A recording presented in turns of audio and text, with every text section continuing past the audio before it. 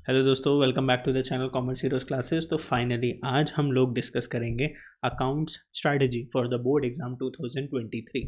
अब सर ये एक ऐसा सब्जेक्ट है, बहुत लोगों को तो इजी लगता है कि सर डेबिट एंड क्रेडिट की एंट्रीज पास करनी है। बहुत लोगों के काफ़ी डिफिकल्ट भी रह जाता है। अकाउंटेंसी में नंबर स्कोर करना उनके लिए बस एक सपना सा रह जाता है।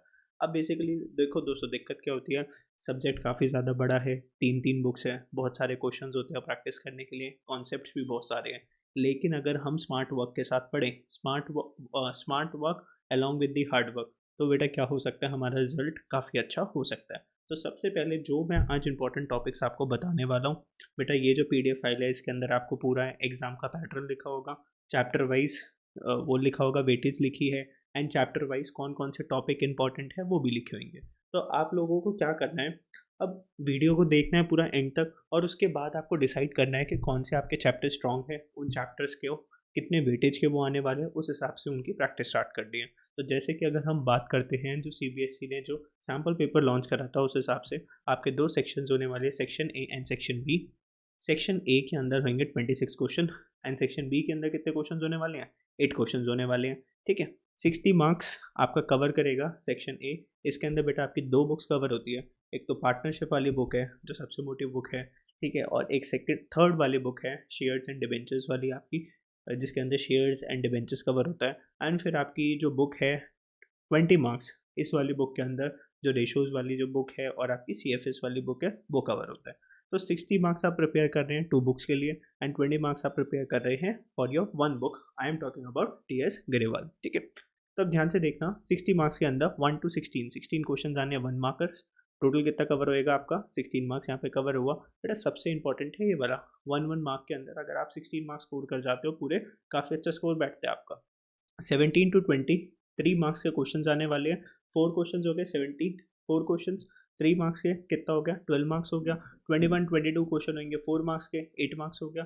23 24 25 26, तो अगर मैं यहाँ पे देखूँ 4 क्वेश्चन आने वाले आपके 6 मार्क्स के, टोटल कितना हो गया 24 मार्क्स। तो ये हो गया आपका 60 मार्क्स का टोटल बना।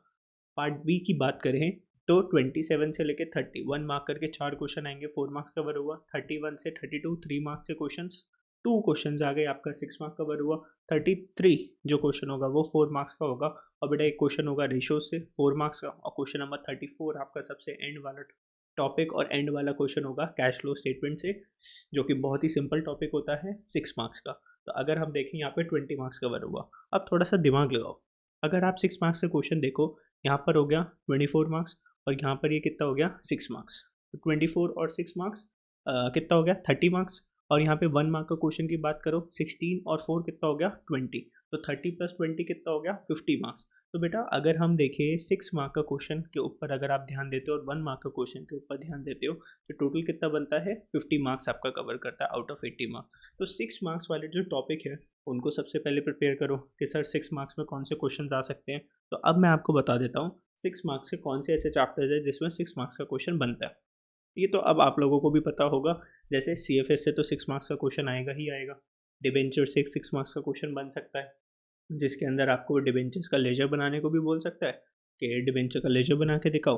बेटा एडमिशन से क्वेश्चन आएगा जिसके अंदर पूरा रीवैल्यूएशन अकाउंट आपको बनाना होगा, पार्टनर्स कैपिटल अकाउंट बनाना होगा, बैलेंस शीट आएगी जिसके अंदर कैपिटल एडजस्टमेंट्स का क्वेश्चन होगा। तो जब भी आप एडमिशन्स का प्रिपेयर कर रहे हो ना, तो आपको शुरू में वो रेशोज वगैरह नहीं निकालनी कि उसको इतना शेयर मिला, उसको इतना शेयर मिला, उन सारे क्वेश्चंस को रह के सीधा आपको क्या करना है, बड़े बड़े वाले क्वेश्चन सॉल्व करने हैं, because admission will come for 6 marks. बात करते हैं रिटायरमेंट और डेथ के अंदर आपको क्या मिलने वाली है, चॉइस मिलने वाली है। एंड इशू ऑफ शेयर्स का भी टॉपिक क्वेश्चन आएगा 6 मार्क्स का, जिसके अंदर अगर आप बोलो तो 4 फीचर और री इशू सबसे इंपॉर्टेंट है, और इसके अंदर भी ओवर सब्सक्रिप्शन वाला केस, 4 फीचर और री इशू दोनों चीज़ होगी, और ओवर सब्सक्रिप्शन वाला केस आपको मिलेगा। चैप्टर वाइज बात कर लेते हैं सर, जैसे आपकी जो बुक है पार्टनरशिप, पार्टनरशिप आपको कितने मार्क्स कवर करवाएगी 36 मार्क्स, जिसके अंदर अगर हम देखें 6 मार्क्स का एडमिशन, 6 मार्क्स का रिटायरमेंट, 6 मार्क्स का डेथ, तो 6 नंबर के 3 क्वेश्चन हो गए, तो 18 मार्क्स तो वो हो गए। 36 में से 18 मार्क्स के तो क्या आएंगे 6 मार्क का क्वेश्चन आएंगे। ध्यान से देख लो, है ना। इस PDF को अपना नीचे लिंक है, उससे डाउनलोड कर लो, अपने पास रखो, जब भी आप चैप्टर्स करते हो तो जो अभी मैं इंपॉर्टेंट टॉपिक्स आपको बता रहा हूँ सबसे पहले इनको कर लो। वीडियो अच्छी लग रही है तो वीडियो को लाइक कर दो, दोस्तों के साथ भी शेयर कर दो। अब टाइम मौज मस्ती का नहीं है, अब टाइम थोड़ी सी पढ़ाई की बात करने का है। ठीक है, चलो आगे चलते हैं। तो बेटा फंडामेंटल्स ऑफ पार्टनरशिप के अंदर पास्ट एडजस्टमेंट का क्वेश्चन बहुत एक्सपेक्टेड होता है। इंटरेस्ट ऑन लोन का ट्रीटमेंट, इंटरेस्ट ऑन ड्राइंग्स का ट्रीटमेंट, ठीक है, कि ड्राइंग्स कर दी in the beginning of the month, in the middle of the month, at the end of the month, every month की बात करते हैं, एवरी क्वार्टर की बात करते हैं, एवरी 6 मंथ्स की बात करते हैं। और यहाँ पे एक कॉन्सेप्ट हो जाता है आपका गारंटी का। फिर बात करते हैं पीएसआर और गुडविल का। अगर हम बात करें तो गुडविल की जो एडजस्टमेंट्स है वो आपको पता होना चाहिए लॉजिकली, किसको प्लस करना है किसको माइनस करना है। Over subscription of opening cap, over valuation of opening stock, closing stock, और ये सारी जो चीज़ें हैं गुडविल के एडजस्टमेंट की आपको पता होनी चाहिए। इसके अंदर एवरेज प्रॉफिट मेथड थोड़ा सा ज़्यादा इंपॉर्टेंट रहता है, और फुल फ्लेजेड एक अच्छा सा क्वेश्चन आएगा एडजस्टमेंट्स के साथ। एबनॉर्मल गेन्स, एबनॉर्मल लॉसेस, उन सब की एडजस्टमेंट्स मिलने वाली है आपको। तो मुझे जहाँ तक लगता है आपको मेन जो दिक्कत आती है वो पार्टनरशिप, फंडामेंटल्स ऑफ पार्टनरशिप में आती है। पीएसआर और गुडविल तो फिर भी हम लोग कर लेते हैं, है ना, छोटे से टॉपिक है। बात करते हैं एडमिशन, ध्यान से सुनना। कैपिटल एडजस्टमेंट वाला टॉपिक बहुत इंपॉर्टेंट है। रीवैल्यूएशन अकाउंट तो बहुत सिंपल होता है रीवैल्यूएशन अकाउंट बनाना, लेकिन उसके अंदर बहुत सारी एडजस्टमेंट्स होती है ना। अब सबसे कोर इंपॉर्टेंट एडजस्टमेंट्स कौन सी है? हमने तो सारी एडजस्टमेंट कवर अप करी है क्लास के अंदर, लेकिन सबसे इंपॉर्टेंट एडजस्टमेंट्स कौन सी होगी बेटा? एक तो डेटर, और जब बैड डेट आ जाता है, और जब प्रोविजन फॉर बैड डेट आता है। जब तीनों चीज़ें आ जाती है ना, हम बोलते हैं कि एडिशनल बैड डेट हो गया, फिर उसके बाद आपको प्रोविजन भी बनानी है, प्रोविजन ऑलरेडी बनी भी होती है तो उसकी एडजस्टमेंट इंपॉर्टेंट है। फिर under valuation, over subscription of opening stock, closing stock, ये वाली एडजस्टमेंट बहुत इंपॉर्टेंट होती है।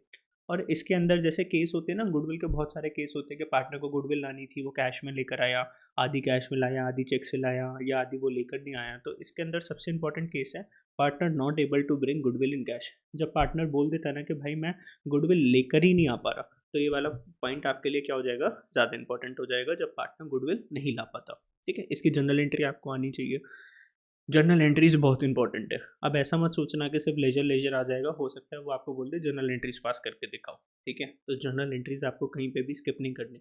आपको लेजर बनाना आता है तो जर्नल एंट्रीज इजीली बन जाएगी, जर्नल एंट्रीज से लेजर इजीली बन सकता है। बात करते हैं आपका next topic, that is retirement and death.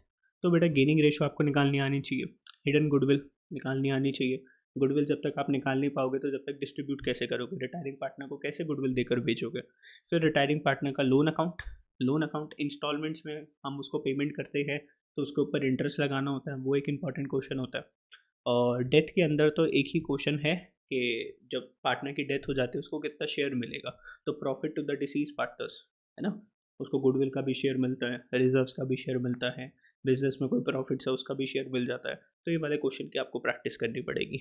ये जितने भी कॉन्सेप्ट्स मैं बोल रहा हूँ इसके दो दो तीन तीन अच्छे अच्छे क्वेश्चंस कर लो। ये कॉन्सेप्ट्स तो सबसे इंपॉर्टेंट है बेटा। पूरी पार्टनर गुडविल पूरी अगर मैं बोलूँ अकाउंट्स तो कर दी है, लेकिन उससे पहले ये सारे कॉन्सेप्ट्स आप कवर कर लो। ये कॉन्सेप्ट्स कवर हो जाए उसके बाद बाकी के सारे क्वेश्चंस कर लेना। बात करते हैं डिसोल्यूशन। डिसोल्यूशन के अंदर एक चेंज आया था इस बार। चेंज था treatment of tangible fixed asset का। हमें पता है कि जब लाइबिलिटीज़ गिवन होती है रियलाइजेशन अकाउंट के अंदर, कुछ भी नहीं बोला होता तो हम उनको पे कर देते हैं बुक वैल्यू के ऊपर, है ना। ये चीज़ हमें पता है, लाइबिलिटीज़ को हम बुक वैल्यू के ऊपर पे कर देते हैं। कुछ भी नहीं लिखा होता कि हमने लाइबिलिटी पे करी ना नहीं करी, लेकिन हम उसको मान लेते हैं कि हमने पे कर दी और दिखा देते हैं। लेकिन फिक्स्ड एसेट में आज से पहले क्या होता था, फिक्स्ड एसेट्स की वैल्यू गिवन है टैंजिबल फिक्स्ड एसेट्स की, और उसने बोल नहीं रखा कि हमने उसको सेल करा या नहीं करा। ठीक है, आज की डेट में आप क्या कंसिडर करोगे कि हमने उसको बेच दिया। अगर क्वेश्चन साइलेंट है तो आपको एसेट्स को बेच देना है। किस वैल्यू पर बेचना है? बुक वैल्यू के ऊपर आप उसको सेल कर दोगे। कौन से एसेट? टैंजिबल फिक्स्ड एसेट्स को।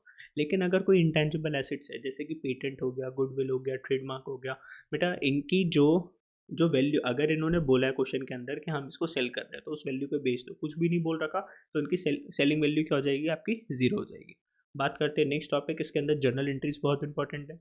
इन्वेस्टमेंट फ्लक्चुएशन रिजर्व और वर्कमैन कंपनसेशन रिजर्व की एंट्रीज ज़रूर ध्यान से देख लेना।